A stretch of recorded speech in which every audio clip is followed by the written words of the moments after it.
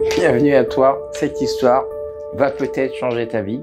Bienvenue à toi, disciple et je dirais partisan des aventures ou compagnon des aventures du Baal Shem Tov.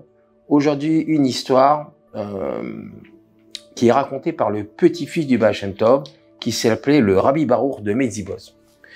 Et le Rabbi Baruch de Medzibozh nous raconte que le Baal Shem Tov, il avait parmi ses nombreux chassidim deux frères.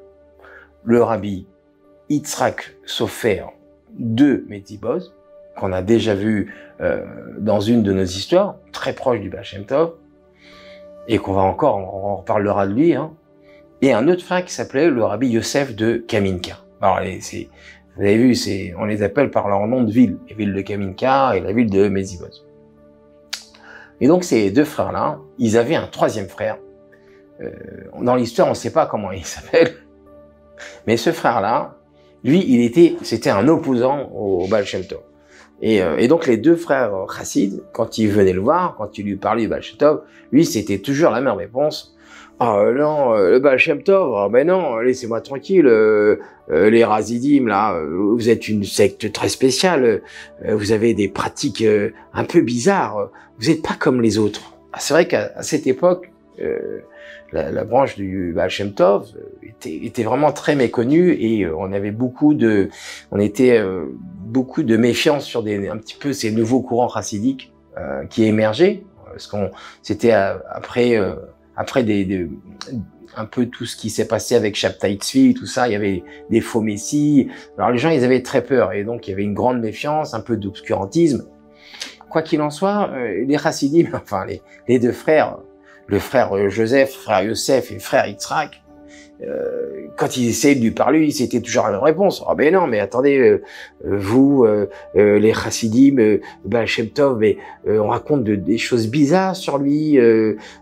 Il aime les gens les plus simples. C'est vrai qu'il y avait à cette époque un peu cette différence, une scission entre les gens qui étaient lettrés et les illettrés. Et c'est vrai que le Baal Shem Tov a été celui qui a montré d'ailleurs dans les histoires qu'on raconte, c'était toujours lui qui montrait à ses chassidim, regardez, des gens simples, ils prient avec le cœur, ça déchire les cieux. Donc, il faut pas les regarder. Tout le monde a une force. Et lui, c'est vrai que le Baal Shem Tov, c'était un peu son fer de lance, c'était un peu son message.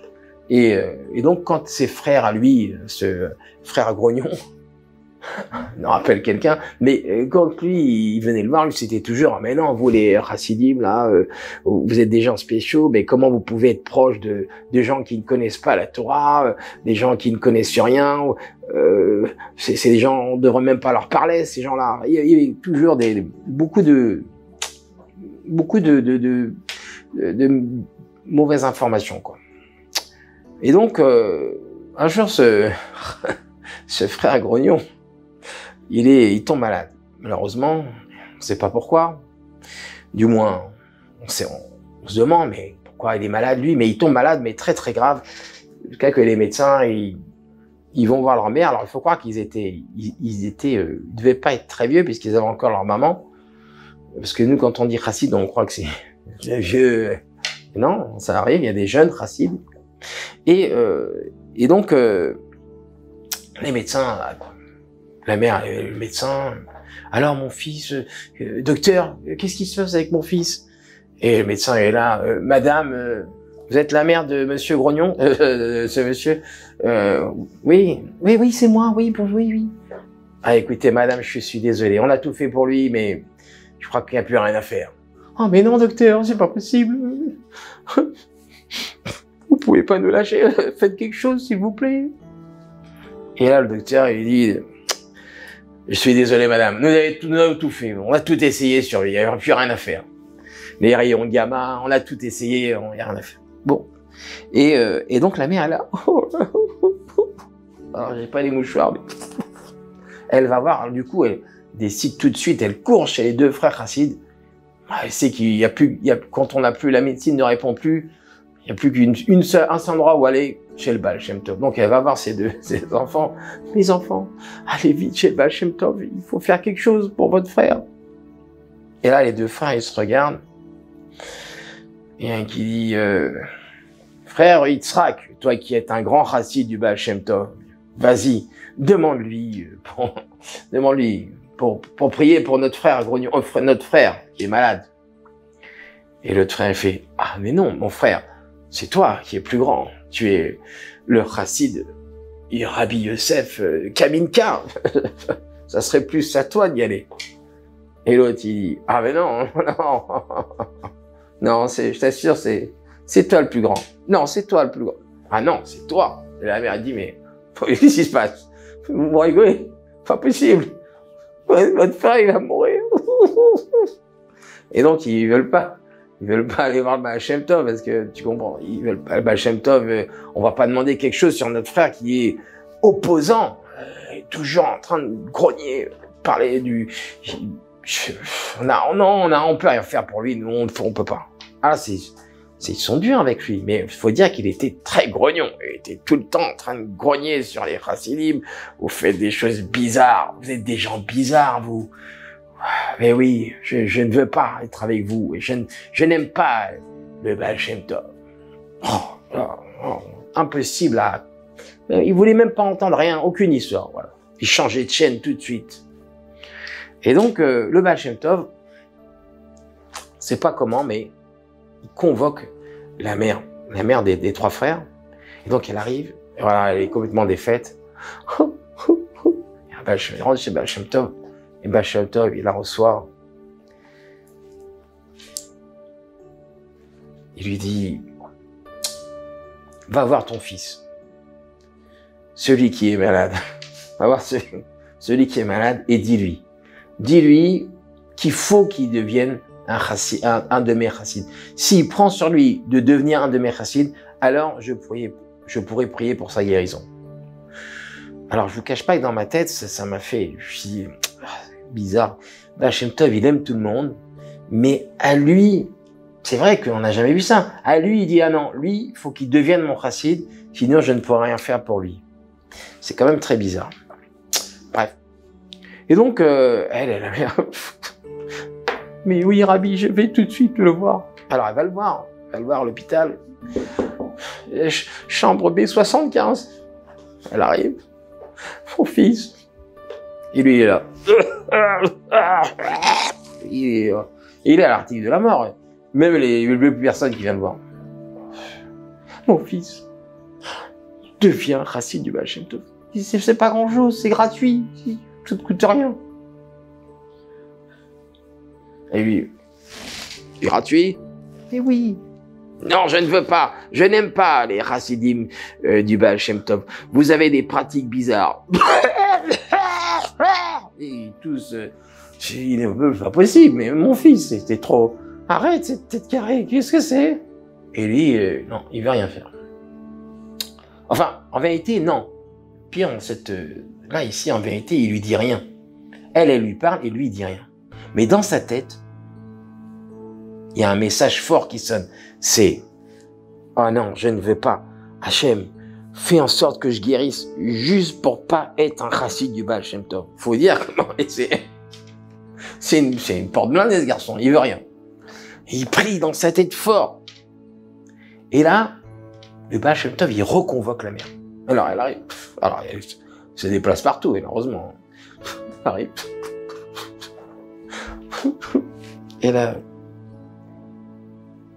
il lui va Shem Tov, il lui dit, mon enfant, ton fils, qui n'est pas chassid, lui, dans sa tête, figure-toi, tu devineras jamais, dans sa tête, il prie Dieu pour guérir, afin de ne pas devenir un de mes chassidim.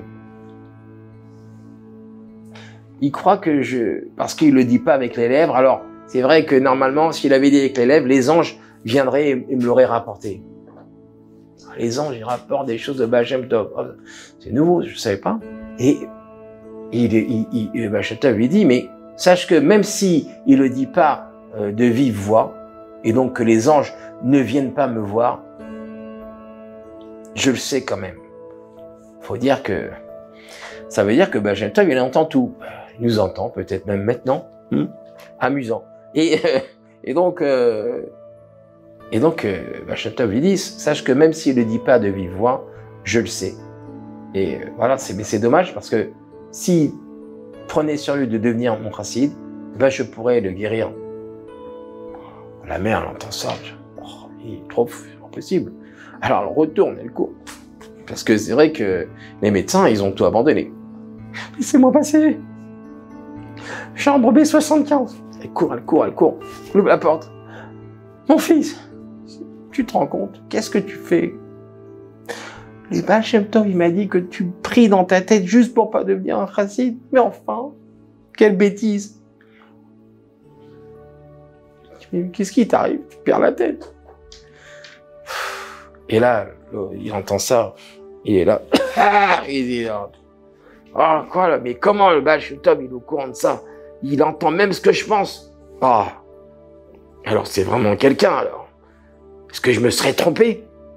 Et dans sa tête, il y a un petit changement qui se passe et il décide, après tout, ça coûte rien et pourquoi pas, quoi. C'est vrai que c'est gratuit, c'est sûr. Non, il dit pas ça. Pensez bien. Mais il décide de devenir un chassid. Et à la seconde où dans sa tête, il dit bon, je vais peut-être, je prends sur moi d'être un chassid du Baal Shem Tov. Tout de suite, il reprend ses forces, il commence à marcher dans la pièce, il se balade. Et là, les infirmières, elles arrivent. Oh, le patient de la B75, t'es pas au courant, Martine? Il marche. L'autre, ah non, appelez le docteur. Professeur, venez vite. Ils vont tous y courir. C'est pas possible. Docteur, professeur, Mortimer, qu'est-ce que vous en pensez? Oh, c'est un miracle. Bref, ils comprennent pas ce qui leur arrive. Ils savent pas. Ils ont jamais rencontré encore le Baal Shem Tov. C'est une première pour eux. Nous, on a l'habitude. Et donc, du coup, à ce moment-là, il devient un chassid du Baal Shem Tov et un de ses fervents chassidim. Alors, c'est vrai que cette histoire, elle se termine comme ça. Mais on se demande, alors maintenant, on pourrait peut-être se dire que peut-être qu'on comprend peut-être pourquoi il est tombé subitement malade, mais très très grave. Peut-être qu'il devait faire ce petit chemin pour arriver à comprendre ce que c'est que la grandeur du Baal Shem Tov. Maintenant, c'est vrai que on se demande pourquoi est-ce qu'il fallait qu'il devienne un chassid. C'est pas des choses qu'on voit souvent, que le Baal Shem Tov, il demande aux gens de devenir un chassid afin qu'il les aide. Mais moi, je sais que on a retrouvé dans le livre du Baal Shem Tov, il a un siddur, et dans son siddur, il y avait marqué tout le nom de ses élèves. Chaque élève, il était marqué, donc il faisait une prière spéciale pour ses disciples. Alors vous allez me dire, ah mais moi aussi je veux devenir un chassid du Baal Shem Tov. Ah mais oui, mais vous êtes tous des chassidim du Baal Shem Tov, puisque vous écoutez cette vidéo et que vous allez la partager autour de vous, donc automatiquement, vous faites partie des chassidim du Baal Shem Tov.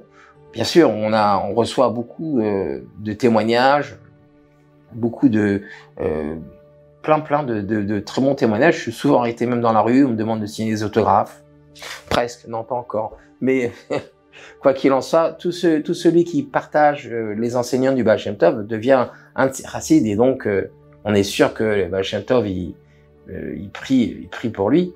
Et donc, il prie aussi pour toi qui me regarde et qui va partager les histoires et qui va nous faire peut-être un dessin même et qui va peut-être raconter cette histoire autour de toi. Sache que tout celui qui raconte les histoires du Baal Shem Tov, on l'a déjà vu, il reçoit plein de bénédictions.